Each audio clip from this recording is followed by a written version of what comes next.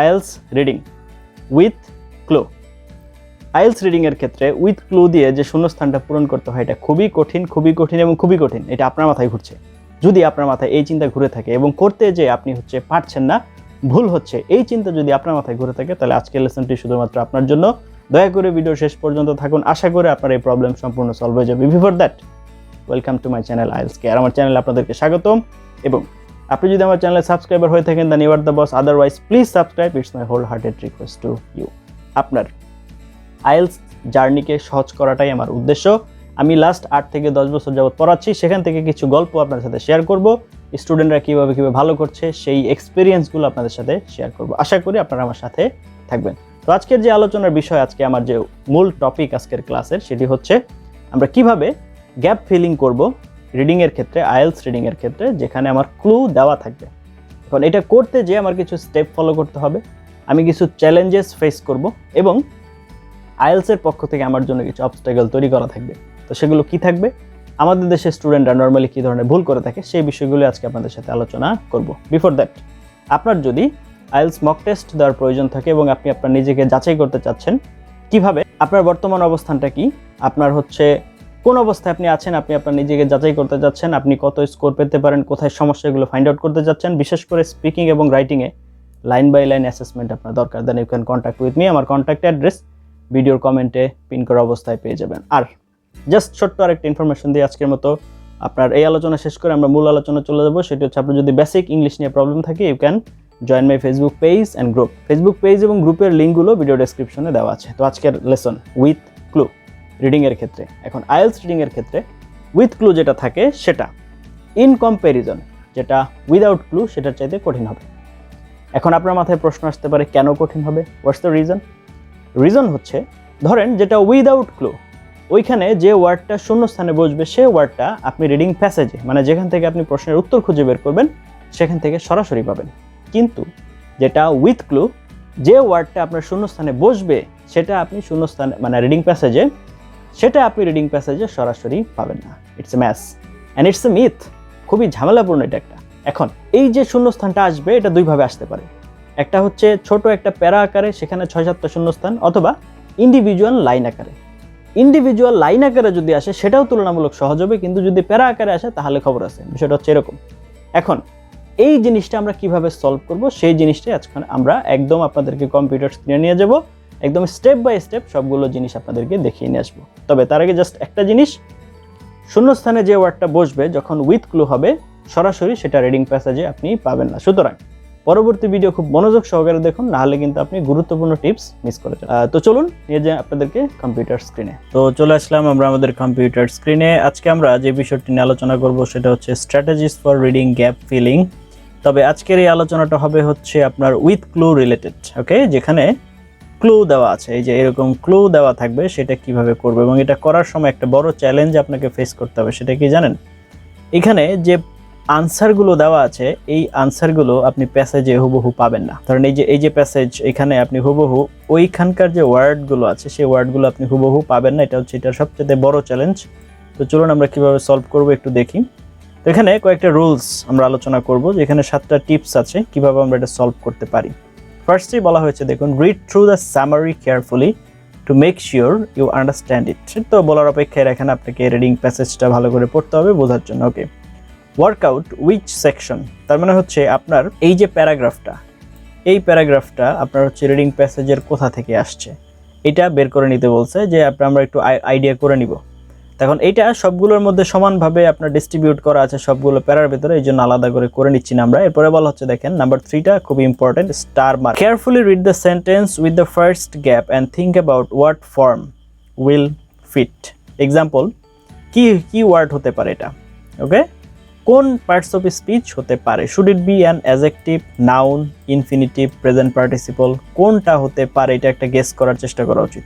And what type of word is needed, কেমন word দরকার। And amount, পরিমাণ দরকার। চেঞ্জ, পরিবর্তন দরকার। অ্যান্ড অ্যাকশন দরকার। কি দরকার? তার মানে হচ্ছে আমাদের চেষ্টা করতে হবে এখানে কোন ওয়ার্ডটা বসবে তার একটা গেস করার চেষ্টা করতে হবে, এবং সেটা কোন ধরনের word. You should have worked out that for questions 1 you are looking for a noun because n comes before it. তো আমরা প্রশ্ন নাম্বার 1 এ চলে যাই। দেখুন কি বলেছে, the first time that an, যেহেতু এখানে একটা অ্যান আছে তাহলে এটার পরে একটা নাউন বসবে। যদি আমাদের definite indefinite determiner a an থাকে তাহলে মোটামুটি বলা যায় যে এরপরে কি বসবে, একটা নাউনই বসবে। এটা হচ্ছে রুলস। ওকে, তো এটা আমরা একটু খেয়াল করব। তারপরে নাম্বার 5 কি বলছে দেখুন, then look at the words there are in the box. যেহেতু আমার মোটামুটি আইডিয়া হয়ে গেছে এখানে একটা নাউন বসাতে হবে, তাহলে এখানে কয়টা নাউন আছে, এখান থেকে এই পর্যন্ত দেখবেন কয়েকটা নাউন আছে, একটা নাউন না। তাহলে এইবার কি করতে হবে আমাকে, look at the correct part of the full reading, এবং আমাকে প্যাসেজে যেখানে এই আলোচনাটা আছে refers to the reading gap fill section you are looking at and decide what happen for the first time to do with the air rage in the 1940s। তেমন এইটা ধরে আমাকে আনসারটা বের করতে হবে। ঠিক আছে, করলাম। Use this information to help you choose the correct word for the reading gap fill. Okay, আচ্ছা ঠিক আছে, এইবার আমরা সলভ করতে চলে যাব সরাসরি। দেখুন আমরা প্রথমে অলরেডি আলোচনা করেছি। আমরা ফার্স্ট কি করব, এখান থেকে শুরু করে আমাদের ফার্স্ট যে আপনার সেন্টেন্সটা আছে এটা কমপ্লিট করব। যেহেতু এটা একটা কমপ্লেক্স সেন্টেন্স, কমা দিয়ে আরেকটা সেন্টেন্স অ্যাড করা আছে, আমরা এই পর্যন্তই না হয় পড়লাম। কি বলছে দেখেন, the first time that an blanks of air rage was recorded was in the 1940s। তাহলে আমাকে এখানে কয়েকটা জিনিস ইম্পর্টেন্ট। ফার্স্ট টাইম এটা important, air rage in 1940s, এই তিনটা জিনিসকে যদি আমি মাথায় রেখে আপনার হচ্ছে প্যাসেজে খুঁজি তাহলে আশা করা যায় এটার আনসারটা পাবো। এবং এখান থেকে আমি একটা আইডিয়া নিয়ে নিয়েছি, এখানে কি হতে পারে, একটা নাউন বসবে। ওকে, তো এইবার আমরা চলে যাই প্যাসেজে, খোঁজা শুরু করি। তো first recorded case, first time চলে আসছে, of an airline passenger turning seriously violent. এটাই হচ্ছে এয়ার রেজ বলা হচ্ছে, এয়ারলাইন প্যাসেঞ্জার। আমি বলেছি সরাসরি ওইখানে যা থাকবে এখানে এটা পাবেন না। During a flight a phenomenon now widely known as air rage, এই যে ফেনোমেনন, এটাই হচ্ছে আপনার ঘটনা। হ্যাপেন্ড, ঘটেছিল আর কি, in 1947 on a flight from Havana to Miami. এখানে যাওয়ার ক্ষেত্রে এই ঘটনাটা ঘটেছিল। তাহলে একটা ঘটনা ঘটেছিল ফার্স্ট টাইম। ওকে, তো এখন ঘটনা কি, predicted, established, rose, occurring, incident. Yes, incident হচ্ছে ঘটনা। An incident of air rage was recorded in 1940s। তাহলে এক নম্বরের উত্তর হচ্ছে ইনসিডেন্ট। এইভাবে আমাদের হচ্ছে এই শূন্যস্থানটা সলভ করতে হবে। ঠিক আছে, করলাম। তারপরে কি, তাহলে আমাদের স্ট্র্যাটেজিটা কি দাঁড়ালো, স্ট্র্যাটেজিটা হচ্ছে প্রথম ধাপ যেটা আমরা ফার্স্ট এখান থেকে এই পর্যন্ত পড়ব। পড়ার পর দ্য ফার্স্ট টাইম ইম্পর্টেন্ট একটা অংশ, এয়ার রেজ ইম্পর্টেন্ট একটা অংশ, এবং 1940s ইম্পর্টেন্ট একটা অংশ। তাহলে এই তিনটে ইনফরমেশন হচ্ছে আমার মূল আপনার তথ্য ধারণ করছে। এই তিনটা ইনফরমেশনকে আমার মাথায় রেখে প্যাসেজে যেয়ে খুঁজতে হবে। এখন এখানে ফার্স্ট টাইম এটা যে হুবহু বলেছে এটা প্যাসেজে হুবহু বলবে না, এয়ার রেজ ওয়াজ রেকর্ডেড এটাও হুবহু বলবে না, কিন্তু 1940s এইটা হুবহু আপনি পাবেন, কারণ এটা চেঞ্জ করার কোনো সুযোগ নেই। তাহলে এই পদ্ধতির উপরে বেস করে আমরা পেলাম কি, ইনসিডেন্ট। এটা হচ্ছে আমাদের এক নম্বরের আনসার। ঠিক আছে, এবার আমরা আসি কোথায়, 2 নম্বরে চলে আসি। But the passenger was never actually charged for an offence because there were no clear rules in the place to specify where to prosecute.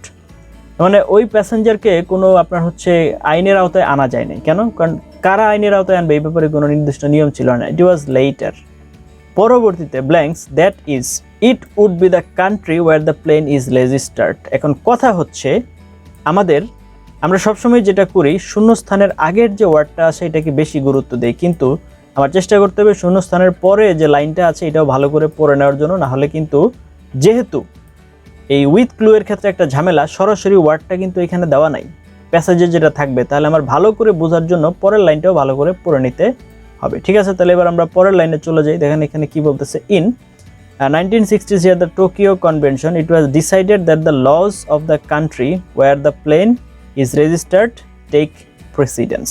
ওকে, তো এখান থেকে আমরা ডিসিশন নিতে পারি যেটার আনসার কি হবে, এটা হচ্ছে এস্টাবলিশড হবে, ডিসাইডেড সিদ্ধান্ত নেওয়া হয়েছে বা সর্বজন স্বীকৃত হয়েছে। ইট ওয়াজ ডিসাইডেড বা এস্টাবলিশড হয়েছে, কারণ ডিসাইডেড আমার এখানে কিন্তু নাই। দেখেন predicted, assault, passengers, increased injury এগুলো সব আছে। তাহলে ডিসাইডেডের জন্য আমার কাছাকাছি ওয়ার্ড আছে হচ্ছে এস্টাবলিশড। তাহলে 2 নম্বর আনসার হচ্ছে এস্টাবলিশড।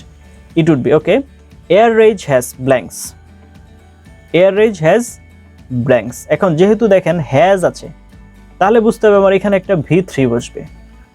তাহলে একটু খেয়াল করে দেখেন এখানে V3 কোথায় আছে, প্রেডিক্টেড একটা V3 আছে, এস্টাবলিশড অলরেডি ব্যবহার করা হয়ে গেছে, রোজ হবে না, অকারিং হবে না, ইনসিডেন্ট হবে না, হোপড হতে পারে, সম্ভাবনা আছে, প্যাসেঞ্জার হবে না, ফাউন্ড, অ্যাসল্ট, ইনজুরি, এগুলো কোনোটাই হবে না।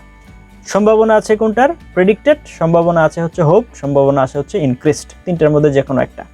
এবার আমরা চলে যাই প্যাসেজে। এখানে কি হতে পারে?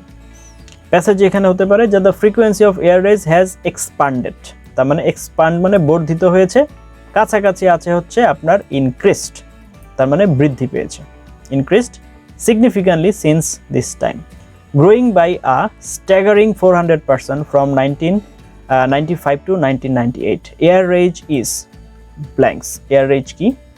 Air rage is হচ্ছে this coupled the flying public's increased aggression means that the air rage may become a major issue in coming years. দেখেন may, তার মানে হচ্ছে সম্ভাবনা, may become হতে পারে, তাহলে হতে পারে সেটা কি হতে পারে? আমাদের এখানে কাছাকাছি ওয়ার্ড কোনটা আছে? কাছাকাছি ওয়ার্ড আছে হচ্ছে আপনার প্রেডিক্টেড। এইটা ছাড়া হতে পারে সম্ভাবনার কোনো কাছাকাছি ওয়ার্ড এখানে নাই, তাহলে আমাদের এখানে ওয়ার্ড কি হবে? এটা হবে predicted. Okay, to be a major problem in the future as air travel increases, as do levels of aggression. Angry, এখন অ্যাংরি হবে কারা? কোনো মানে কর্তৃপক্ষ কিছু একটা হবে। এখন অ্যাংরি প্যাসেঞ্জার, দেখুন কি বলেছে, angry passenger the most extreme of this when out of control passengers enter the cockpit. এই দেখেন প্যাসেঞ্জার্স, তাহলে angry passenger can put everything in danger including the pilots, the crew and the other passengers. তাদের নিজেদের সহ আপনার হচ্ছে বাকি সবাইকে বিপদে ফেলতে পারে, with some form of assault being the most common consequence. এখন কথা হচ্ছে এটা আমরা কোথায় পেলাম? চলুন দেখে আসি। তো এখানে আমরা পেয়ে যাব যে these are extreme examples and cases of air rage more commonly result in physical assaults. ঠিক আছে, তো এই হচ্ছে আমাদের আনসার। এভাবে আমাদের এটা সলভ করতে হবে। আশা করি গ্যাপ ফিলিং উইথ ক্লু এর যে বিষয়টা, এটা আপনারা ক্লিয়ার হয়ে গিয়েছেন, এবং আজকের পর থেকে এখন আপনার যেটা করতে হবে সেটা হচ্ছে প্র্যাকটিস। এই যে রুলস রেগুলেশনগুলো আপনি জানলেন, এগুলো যদি আপনি প্রয়োগ না করেন, এগুলো কিন্তু আপনার মাথায় বেশিক্ষণ থাকবে না। আজকে শিখলেন, তারপরে সব আপনি ভুলে যাবেন। সুতরাং ওয়াজ শুনলাম সারা রাত, সকালবেলা ফজরের নামাজই পড়লাম না, দ্যাট মিনস এটার কোনো এক্সিকিউশন হলো না, কোনো লাভ হবে না। সুতরাং যে নিয়মকানুনগুলো জেনেছেন এখন সেগুলো প্রয়োগ করতে হবে। কোথায় করবেন? আইএলসের জন্য টেক্সট বুক হিসেবে ধরা হয় হচ্ছে ক্যামব্রিজের বইগুলোকে। সুতরাং আপনি ক্যামব্রিজের বইগুলোতে চলে যান, ওইখানে যতগুলো উইথ ক্লু শূন্যস্থান আছে এই নিয়ম অনুযায়ী সলভ করার চেষ্টা করেন প্রথম অবস্থায়। করার পর আনসার অপশনে চলে যান, সেখান থেকে ম্যাচ করেন, যে কয়টা হয়েছে আলহামদুলিল্লাহ, যে কয়টা হয় নাই ওই কয়টা হচ্ছে আপনাকে আরও শেখাবে কিভাবে। এবার আনসার অপশনে যাওয়ার পর যেটা আপনার আনসার হয়েছে এবং আপনি যেটা আনসার করেছেন সেই দুইটার গ্যাপটা কোথায়, এই দুইটার পার্থক্যটা কোথায় সেটা একটু খুঁজে বের করার চেষ্টা করেন। রিডিং প্যাসেজে যেটা আনসার আছে সেটা রিডিং প্যাসেজে কোথায় আছে এবং আপনি কোনটা ধরলেন, দুইটার মধ্যে পার্থক্য কেন হলো, এই জিনিসটা যখন আপনি ফাইন্ড আউট করতে পারবেন এবং রেগুলারিটি মেনটেন করে এই প্রসেস অনুযায়ী প্র্যাকটিস করবেন, তখন আপনার এই জিনিসটা সলভ হয়ে যাবে আশা করা যায়। এতক্ষণ পর্যন্ত সাথে ছিলেন তার জন্য অনেক এবং অনেক ধন্যবাদ। Let's meet you some other video. Till then have a nice time. আসসালামু আলাইকুম।